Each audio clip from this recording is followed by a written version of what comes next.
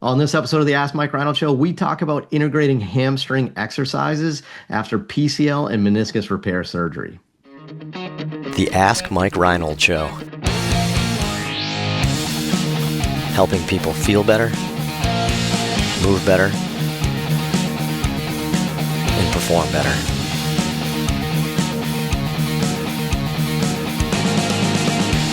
Before we get to the podcast, I wanted to make sure you knew about my free online course on the Introduction to Performance Therapy and Training.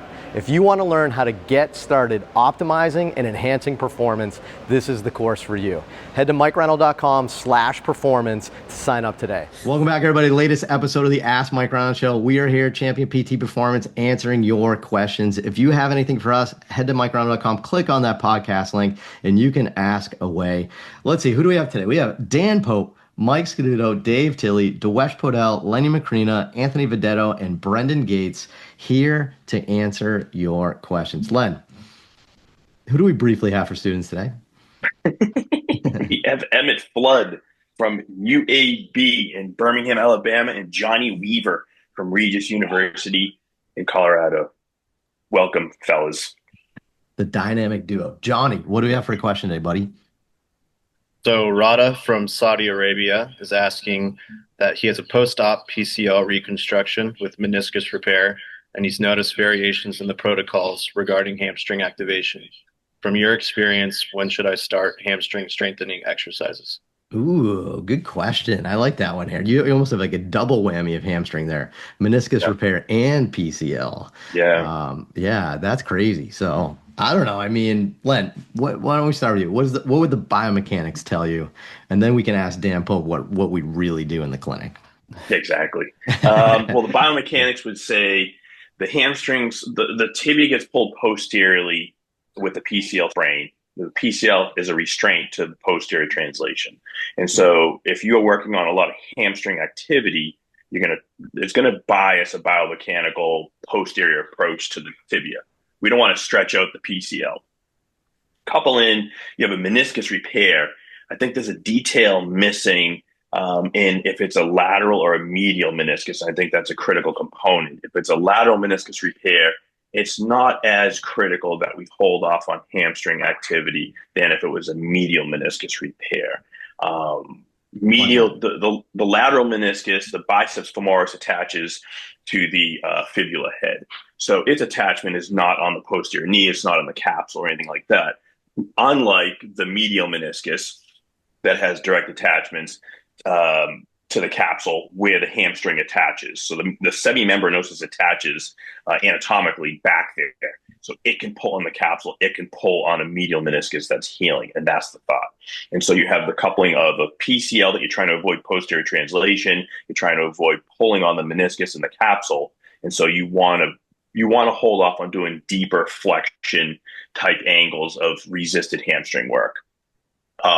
Some say you could do it like 0 to 30, kind of the, where most of the hamstring issues are anyway, is that 0 to 30 range, and do some isometrics that way, quicker, than at the 60 or 90 degree or even deeper than that ranges of motion. So that would be my answer. That would be how I would treat it in somebody if I was treating, somebody with a PCL and a meniscus repair. That's a medial meniscus repair. And Len, elaborate a little bit on the range of motion, because I know you a little bit more, but like if you think about like the knee tibiofemoral joint, like a hamstring contraction at 90 degrees of flexion is almost a direct line to cause posterior translation. Whereas like at 30 degrees, like you alluded to, you could start a little bit earlier. Biomechanically, it's less. It's the same for the meniscus too, right? I would say so. And everything I've read about this stuff, I did a little prep for this because it was like, oh, that's an interesting question. Let me refresh my memory. It is true. Yeah. So I would say, I probably wouldn't do anything for the first few weeks, but then you start doing because a lot of the protocols are 8, 12 weeks of no resisted hamstring work. It's not just 6 weeks. There's 8 and 12 week limitations on this stuff. The PCLs tend to stretch out. You don't want to be a reason why they stretch out. And so avoiding that deeper flexion, I think is critical, because if they get loose, there's no going back. It's not like an ACL where they stay tight. They get loose really easily, and you don't want to be that reason. So I think biomechanically, the line of pull is going to be different, as you mentioned. The translation's different, and then you're not worried as much about the meniscus. So especially if it's a lateral meniscus repair. So that detail was not in the question, if I recall. So yeah. Yeah. All right, and I think we got to elaborate. I'm going to add a little color to that because I think it's that important. PCLs do not do as well as ACLs, and Right. it's because they stretch out. And why do they stretch out? Is it the anatomical repair? Is it part of that? We've tried single, we've tried double bundles. Like historically, is it that, or is it just that like life is more stressful on the PCL? So it's really funny. So I want you guys to Google this, right? This is the problem with the podcast, right? I can't like show you this, right? But like, I want you to Google this. I want you to look at the graph of like tibiofemoral shear force, anterior, posterior, right? And it's this huge, like, it looks like a bell curve, right? And anything below the line is ACL, anything above the line is PCL, right? Well, we argued to death over knee extensions, towards terminal knee extension, right? That's this like little teeny bit under the line on the bottom that we argue about. And then there's the entire mountain, this like iceberg mountain on top, that's PCL stress. So getting out of your chair, putting your shoes on, picking up clothes off the floor has a tremendous amount of strain on the PCL. And that's why they don't tend to do well. So, even to the point, like Len, like, I mean, doing like an isometric hamstring exercise versus getting out of a chair, right? Like Right. it's, Right. it's kind of interesting how we limit that. But I want to get back to the question. When we answer questions, I think awesome stuff, Len. I don't know, Dan Pope. I don't know. I mean, I feel like Dan Pope knows everything. So like, I want to get Dan's like, how do you apply this clinically then? So you have this person, what would you do? What would you do the first couple of weeks? What would you do, the first month, second month? Like, what would you do to integrate hamstring back into a person with a PCL and a meniscus? Yeah, I thought this was really interesting, and I wanted to try to go into literature, see if we have some answers. I didn't go as deep as, I mean, I think you would have to do a lot more research than I currently did to give you a good answer for this. But I think one of the easy answers is to focus more on closed chain exercises. And I tend to think about the ACL. I think most folks understand the ACL. When you do a closed chain exercise, you have the quadricep and the hamstring working together, which is going to reduce the shear forces that you're going to get within the tibiofemoral joint, reduce some of the strain on the ACL. I think you're going to have the same thing going on for the PCL as well. So I think you're probably going to be a lot safer trying to start to work that hamstring from a closed chain perspective. In terms of when you can incorporate the open chain, I thought this was interesting. I was looking through an article from IGSBT. It's a little old, 2018, but they were looking at all different rehab protocols after PCL surgery. And a lot of the included studies never included any open chain hamstring, or they included it somewhere between 3 months and 6 months. There's one study that actually did it at 6 weeks, and they still had decent return to sport and everything else. But in terms of laxity, I don't know that we really know this. Like you said, the PCL is probably taking a lot more stress than we think it is in comparison to the ACL. It's a different anatomic structure as well. So this is a bit of a question mark. I think one of the things I thought of is the ACL history. I think if you look back in time, we started doing open chain knee extensions kind of earlier and earlier in patients' rehab. We found out it was okay to start incorporating them earlier than we once thought. I think it's, I looked at this study earlier before this podcast for Relly et al. They started incorporating open chain knee extension week 4 and found no difference in graft laxity. My secondary thought, and I didn't have time to look into this, is that I probably just need to see what the forces are on the PCL during higher level activities, because one of the things, at least in the ACL, is that something like walking puts more strain on the graft than open chain knee extension. I just don't know if that's the same thing for the PCL.